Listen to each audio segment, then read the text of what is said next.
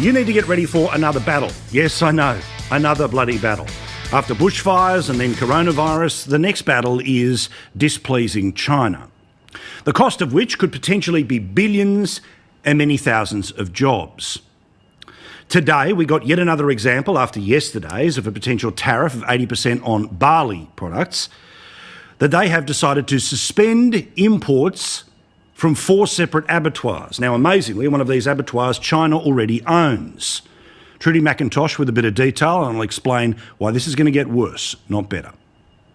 Cattle trucks roll into Toowoomba's Beef City abattoir. It's a world away from Beijing, but now thrust into the centre of the escalating trade tensions with China. It's one of 4 Australian meatworks now prevented from exporting beef to China amid questionable concerns over labelling and health certificate requirements. China is Australia's #1 market for beef by volume, accounting for around 30% of exports. But the Commonwealth itself has been kept busy by Beijing, who are poised to impose tariffs as high as 80% on Australian barley from next week.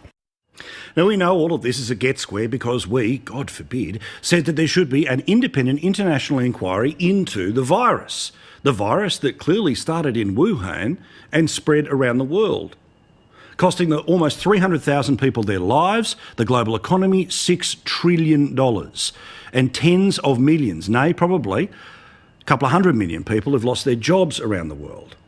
Well, state media is now saying that the threat is going to get even worse. An opinion that was released today, again in state-run media in China, is that if China-US ties continue to deteriorate, the uncertainty surrounding China-Australian relations will also deteriorate. Such uncertainty will inevitably lead to economic repercussions, and it now seems necessary to advise Chinese people and companies to watch out for potential risks when it comes to doing business or studying in Australia. Now, all of this is a threat because if they can cripple Australia, then they can hold our corpse up as an example of what they could do to the UK, to the EU, or to the United States. In an election year in the United States, that would be even more powerful. But again, Australia can't buckle because of this stuff. Now, Australia can only ever nip at the heels, historically speaking, of a country like China. But we also can't allow them to dictate how we run our system, about whether or not you are held accountable for your own actions, about how displeasing them includes suggesting that the World Health Organization, which effectively does China's bidding, should have global inspectors who have the same power as weapons inspectors who can go into rogue states and work out if people are about to dump nuclear weapons. The battle in Australia is going to require something that a lot of us talk a big game about, but don't necessarily actually do. I'll get to Penny Wong in a sec, but let me make this point, which is that we like to say that we will defend our country no matter the cost. We like to say on Anzac Day that they fought for freedom. We like to say that we're a country that is among the first world responders to the concept of right and wrong.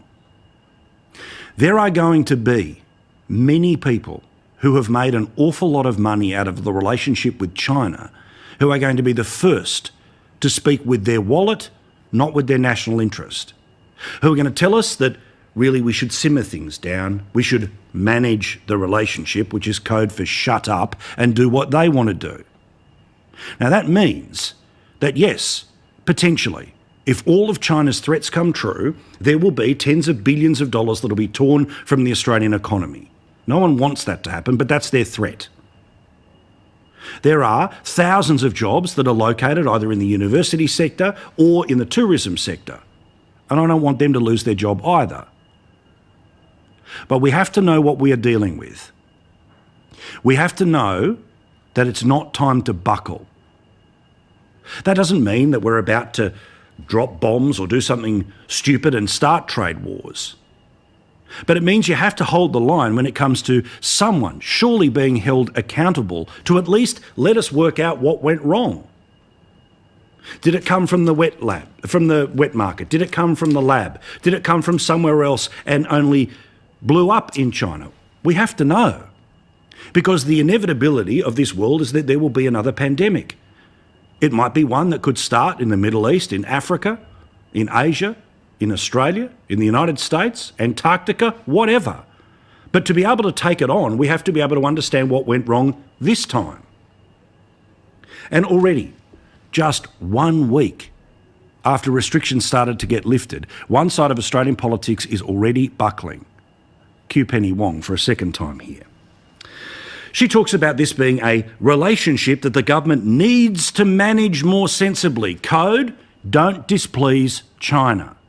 Regrettably, too much of our relationship, she goes on to say, has been led by backbenchers. We need to think about the China relationship in 30-year terms, not in 3-year terms. Unfortunately, there's been a little too much from the Morrison government of a reflex to short-term domestic politics on this relationship. The federal government is standing up and saying, something ruined our economy. Something destroyed people's lives. In the same way that we would owe it to the victims of a terrorist attack, we owe it to the victims of this virus to work out how it started, how it spread, and how we can stop the next one from happening. Think about it in 30-year terms. Well, that, of course, means China gets to keep doing whatever they want with no one pushing back. So here comes the test for Australia, for our politicians, for our billionaires, for our media, and yes, for our governments. Where will you draw the line? Because I don't know about you. I'm going to draw the line at the handling of a virus that has killed 300,000 people and destroyed a world's economy. I don't want to see anyone in China arrested. I don't want them to pay reparations. I just want them to tell us what really happened. And that is what is part of being a first world nation.